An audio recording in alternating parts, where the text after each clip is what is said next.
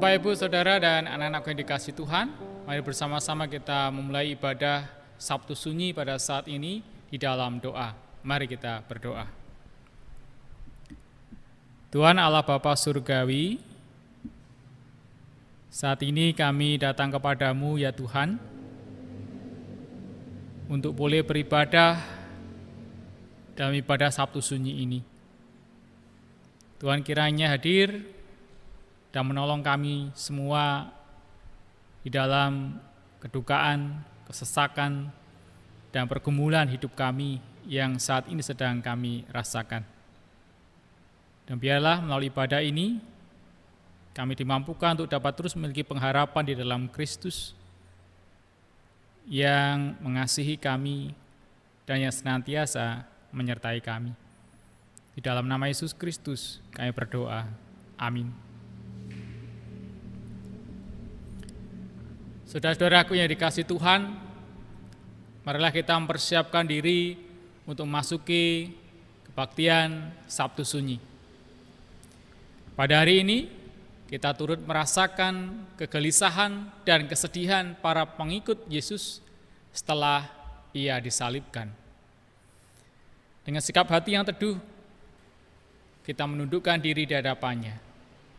Kita memohon agar Kristus tetap menerangi hati kita dengan cinta kasih-Nya, agar kehidupan tidak dikuasai oleh kegelapan. Mari bersama-sama kita menyanyikan Kidung Jemaat nomor 84, bait pertama dan bait yang ketiga, Ya Yesus, Dikau kurindukan.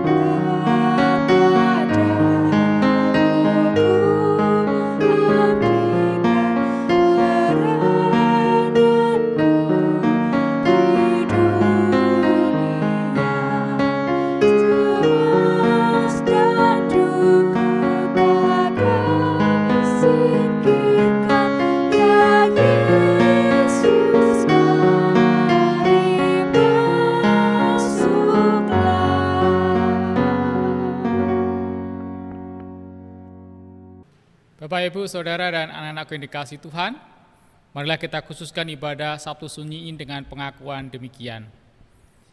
Aku melayankan mataku ke gunung-gunung. Dari manakah akan datang pertolonganku? Pertolonganku ialah dari Tuhan yang menjadikan langit dan bumi. Ia takkan membiarkan kakimu goyah, penjagamu tidak akan terlelap. Sesungguhnya tidak terlelap dan tidak tertidur penjaga kami. Tuhanlah penjagamu, Tuhanlah naunganmu di sebelah tangan kananmu. Kasih karunia dan damai sejahtera dari Allah Bapa kita dan dari Tuhan Yesus Kristus menyertai saudara sekalian.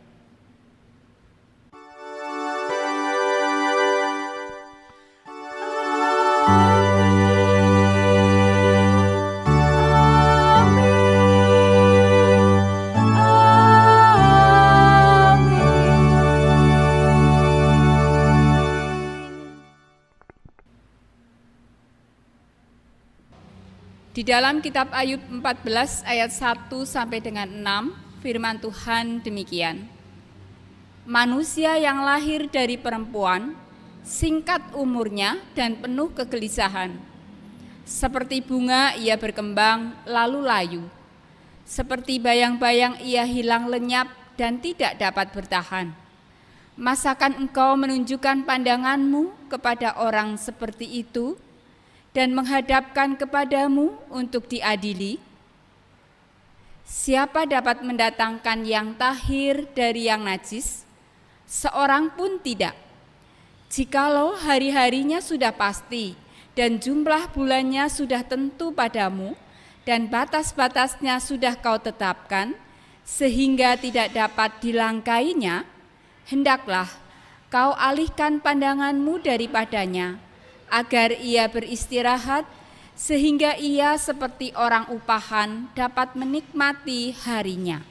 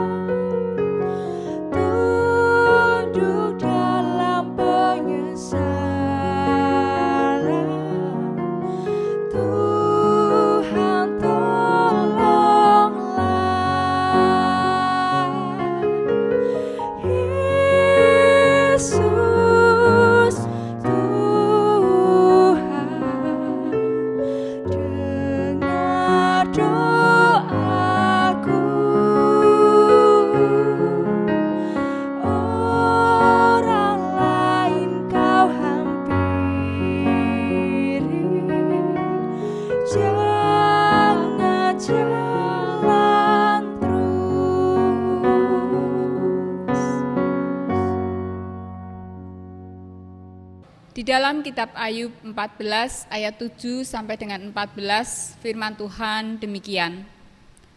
Karena bagi pohon masih ada harapan, apabila ditebang, ia bertunas kembali, dan tunasnya tidak berhenti tumbuh. Apabila akarnya menjadi tua di dalam tanah, dan tunggulnya mati di dalam debu, maka bersemilah ia. Setelah diciumnya air, dan dikeluarkannyalah ranting seperti semai. Tetapi bila manusia mati, maka tidak berdayalah ia. Bila orang binasa, di manakah ia? Seperti air menguap dari dalam tasik dan sungai surut dan menjadi kering. Demikian juga manusia berbaring dan tidak bangkit lagi sampai langit hilang lenyap. Mereka tidak terjaga dan tidak bangun dari tidurnya. Ah, kiranya Engkau menyembunyikan aku di dalam dunia orang mati, melindungi aku sampai murka-Mu surut dan menetapkan waktu bagiku, kemudian mengingat aku pula. Kalau manusia mati, dapatkah ia hidup lagi? Maka aku akan menaruh harap selama hari-hari pergumulanku sampai tiba giliranku.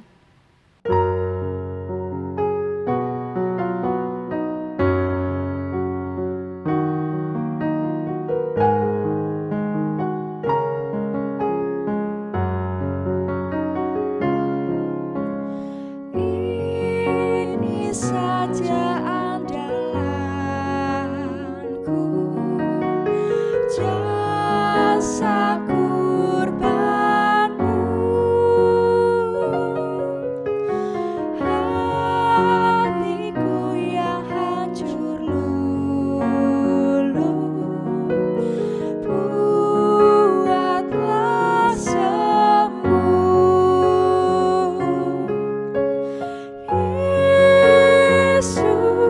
Yesus Tuhan, dengar doaku. Orang lain kau hampiri, jangan jalan terus.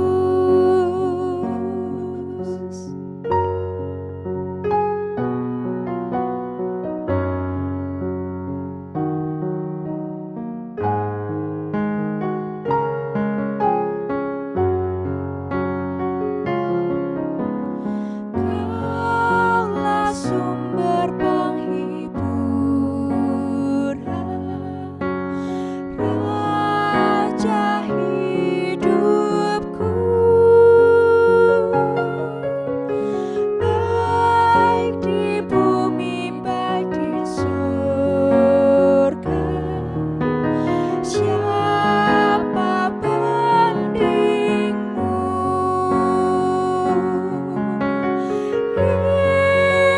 Yesus Tuhan, dengar doaku.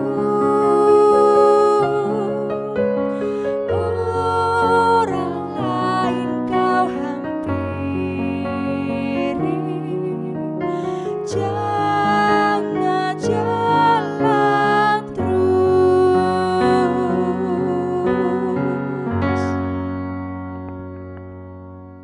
Bapak, Ibu, Saudara, dan anak-anak yang dikasihi Tuhan, mari bersama-sama kita menyiapkan hati kita untuk mendengarkan firman Tuhan. Oleh karena itu, mari bersama-sama kita berdoa.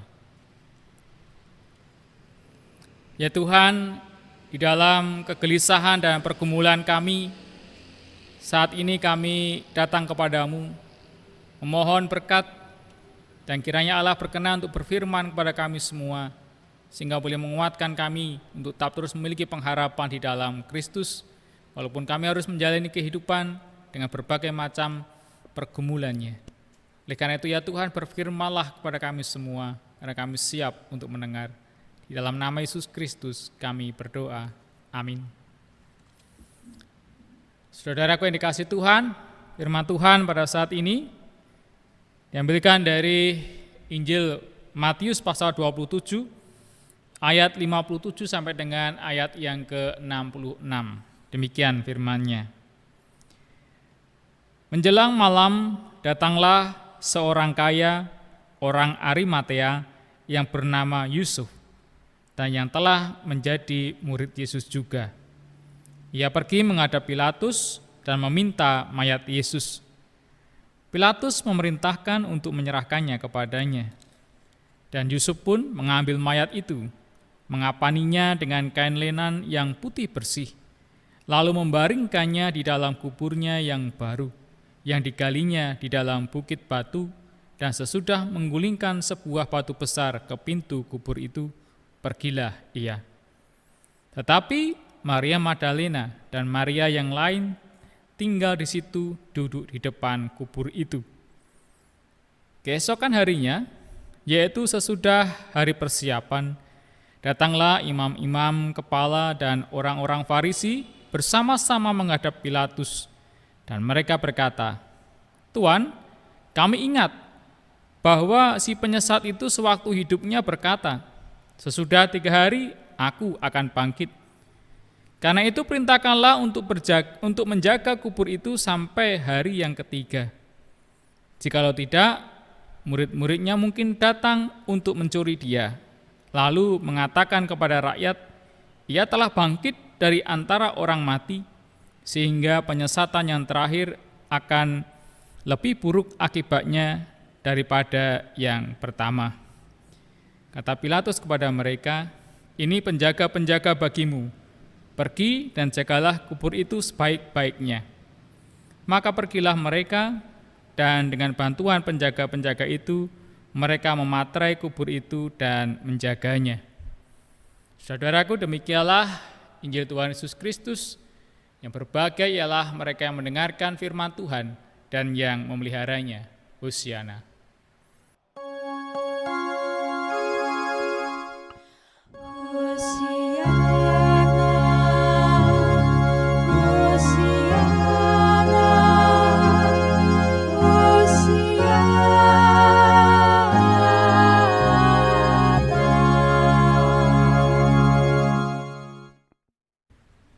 Bapak, Ibu, Saudara dan anak-anakku yang dikasihi Tuhan Yesus Kristus, Ketua pada ibadah Sabtu Sunyi ini diberi judul Pengharapan di Tengah Duka.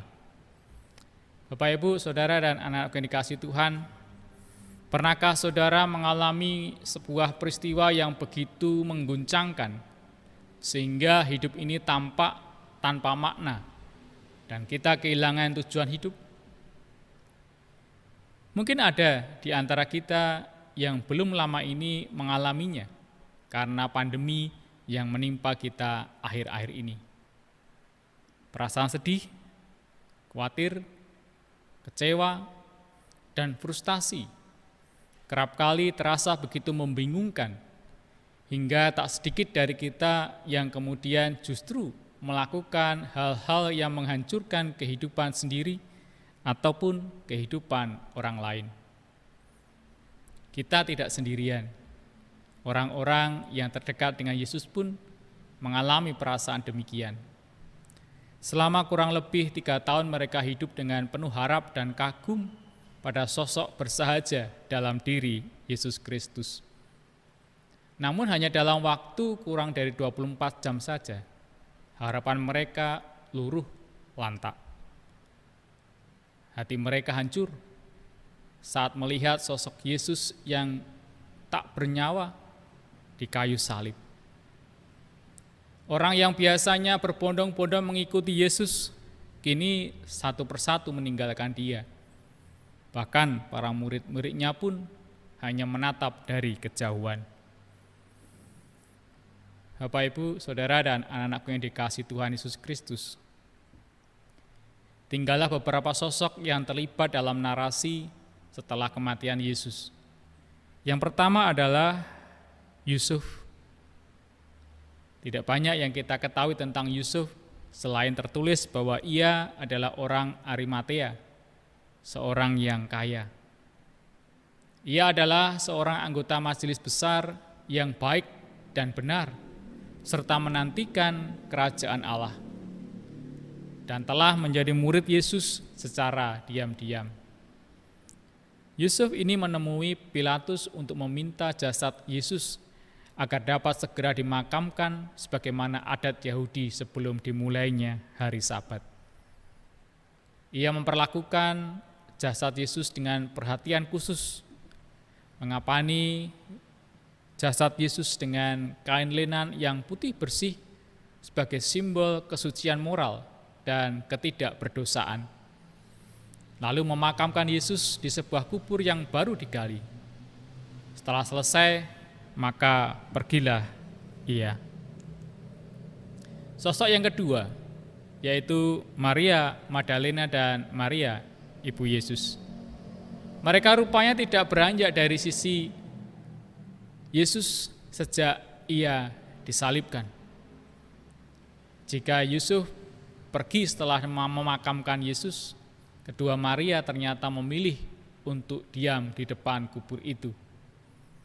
Tidak disebutkan alasan mereka memilih untuk tetap tinggal di depan kubur pada saat murid-murid yang lain sudah pergi, selain untuk meratapi kematian Yesus. Namun yang menarik adalah justru kedua perempuan yang tinggal inilah yang nantinya akan menjadi saksi pertama kebangkitan Tuhan Yesus. Dan sosok yang ketiga adalah kelompok imam-imam kepala, orang-orang Farisi yang rupanya sangat memperhatikan perkataan Yesus selama hidup. Karena kekhawatiran mereka bahwa jasad Yesus akan dicuri demi membuktikan nubuatan kebangkitan Yesus. Mereka meminta agar kubur Yesus disegel dan dijaga. Nah, Bapak, Ibu, Saudara, dan anak-anakku yang dikasihi Tuhan Yesus Kristus, ketika sosok ini menarik untuk disandingkan tentang bagaimana reaksi mereka terhadap kematian Yesus. Yusuf dari Arimatea menunjukkan cintanya kepada Yesus dengan memperlakukan jasad Yesus sebaik-baiknya. Namun setelah selesai memakamkan, ia kemudian pergi, melanjutkan kehidupannya. Kedua Maria memilih untuk menunjukkan cinta mereka dengan tetap tinggal dan meratap. Sedangkan para pemuka agama Yahudi tentu saja tidak menunjukkan cinta, namun kekhawatiran. Ketidaksukaan mereka kepada Yesus terus berlanjut, bahkan sampai Yesus sudah dikuburkan. Saudaraku, pada hari ini kita memasuki Sabtu Sunyi, perayaan transisi kematian menuju kebangkitan Yesus Kristus. Kita tahu bahwa kematian Yesus bukanlah titik akhir dalam karya keselamatan Allah. Akan tetapi, para pengikut Yesus tidak mengetahui bahwa ia akan bangkit. Kematian Yesus di mata para pengikutnya adalah sebuah kematian yang tragis, di mana kerinduan dan harapan mereka akan Yesus hancur berkeping-keping. Semangat dan gelora yang sebelumnya mereka rasakan selama Yesus masih bersama dengan mereka, kini tidak lagi dirasakan. Boleh dikata mereka kehilangan segalanya. Bapak, Ibu, Saudara, dan anak-anakku yang dikasihi Tuhan Yesus Kristus, apa yang dirasakan pengikut Yesus setelah kematiannya juga sangat mungkin kita rasakan dalam kehidupan kita saat ini. Seperti para murid, kita pun seringkali mengalami peristiwa-peristiwa traumatis yang mengguncangkan kehidupan, bahkan iman kita. Perasaan putus asa, kecewa, sedih, dan trauma adalah hal yang wajar kita rasakan sebagai manusia. Dalam menghayati Sabtu Sunyi kali ini, marilah kita datang kepada Allah dengan hati yang terbuka. Kita membuka diri akan keterbatasan dan kekurangan kita sebagai manusia yang memiliki luka, dapat merasa lelah dan kerap berada di ambang batas. Namun di tengah keterbatasan tersebut, kita pun mengamini pengharapan akan karya Allah yang terus berjalan, bahkan di balik penderitaan terberat sekalipun. Tuhan Yesus memberkati kita semua. Amin. Saudaraku, mari kita bersaat teduh sejenak.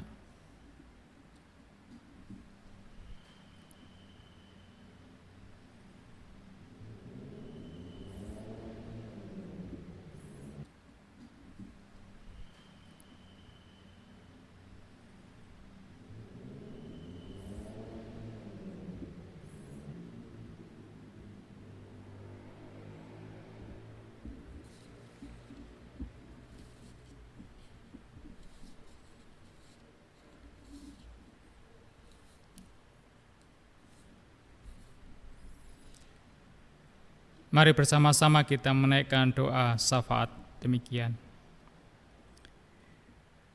Ya Bapa, Anak, dan Roh Kudus, kami datang dalam kelemahan kami sebagai manusia.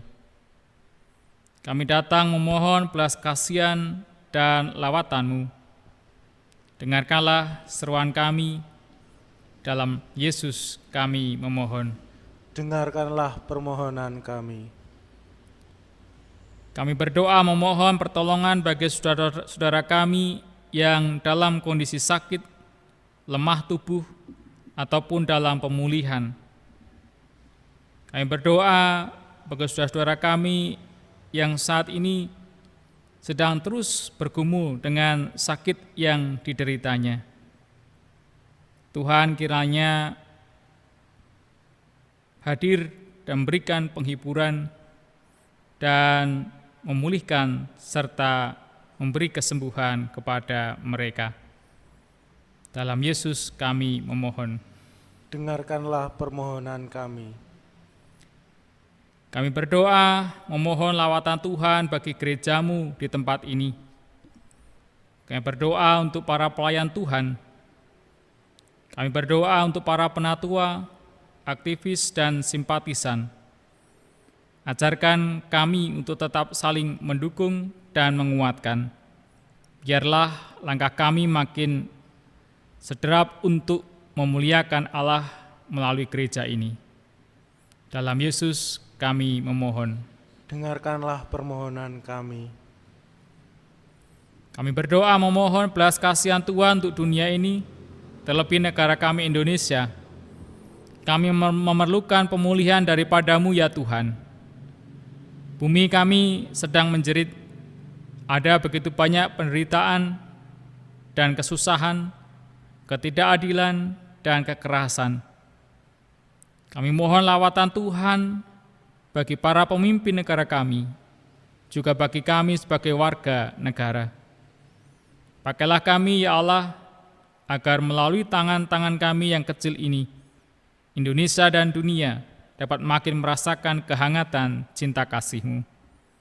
Dengarkanlah seruan kami, karena kami berdoa dalam nama Kristus yang telah mengajarkan doa Bapa kami yang di surga, dikuduskanlah nama-Mu, datanglah kerajaan-Mu, jadilah kehendak-Mu di bumi seperti di surga. Berikanlah kami pada hari ini makanan kami yang secukupnya, dan ampunilah kami akan kesalahan kami, seperti kami juga mengampuni orang yang bersalah kepada kami. Dan janganlah membawa kami ke dalam pencobaan, tetapi lepaskanlah kami daripada yang jahat. Karena Engkau-lah yang punya kerajaan dan kuasa dan kemuliaan sampai selama-lamanya. Amin.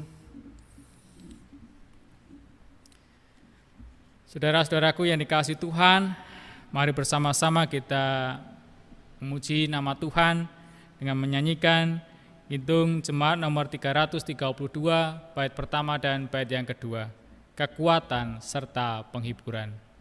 Diberikan Tuhan padaku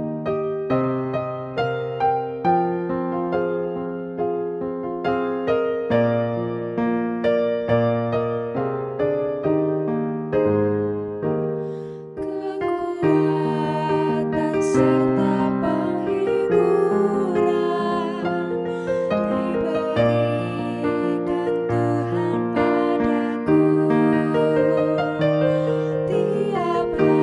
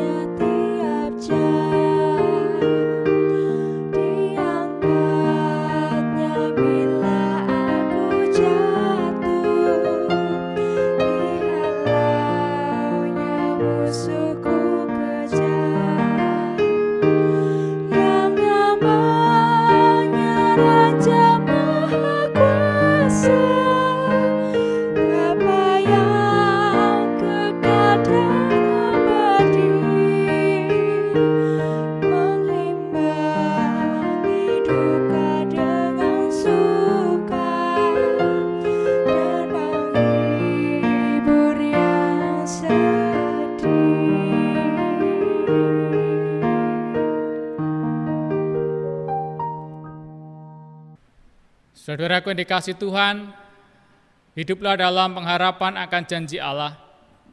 Ia terus berkarya walau dalam situasi kehidupan yang berat.